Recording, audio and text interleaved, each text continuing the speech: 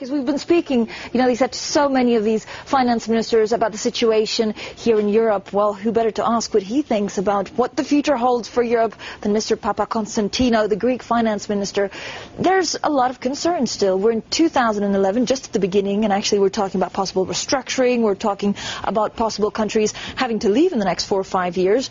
Is the situation in 2011 going to be much harder than what we saw in 2010? Well, let me look at it from a different angle. We've stabilized the situation. 6 months ago, we were in a situation where we were not sure where we were going, where Greece was on the verge of default. We created a facility for Greece, 110 billion, and after that the European facility. That stabilized the situation, gave everybody time to prepare for the next steps, gave us time to do some pretty difficult things, which was to reduce the deficit by 6 percentage points in 1 year, put forward structural reforms which we needed to make the economy more competitive.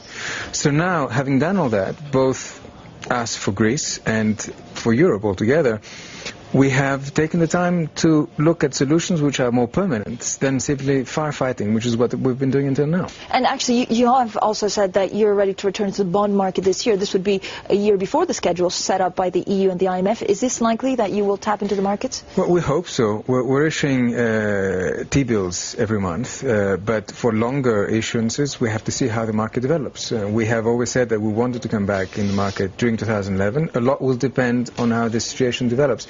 If you go back a few months, you will remember that in October, spreads dropped by about 300 points for Greece. That was a good time. Then a number of decisions and uncertainty in the market the spreads went back up.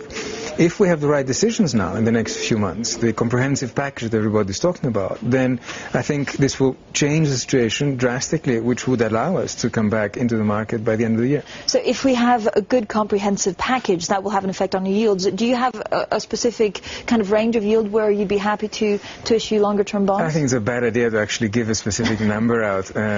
We all know that the rates at which Greece is borrowing, depending on where you look at it, a floating rate or a fixed rate goes up to 5%. So we're way beyond that at the moment. The spreads are quite high, and they have dropped a little bit, but they're still significantly high. So there's a lot of ground to cover before we can actually go out and issue long-term bonds, except one type, which is a diaspora bond, which will be geared to expats, Greek expats all over the world, which will be rolling out in the next few months.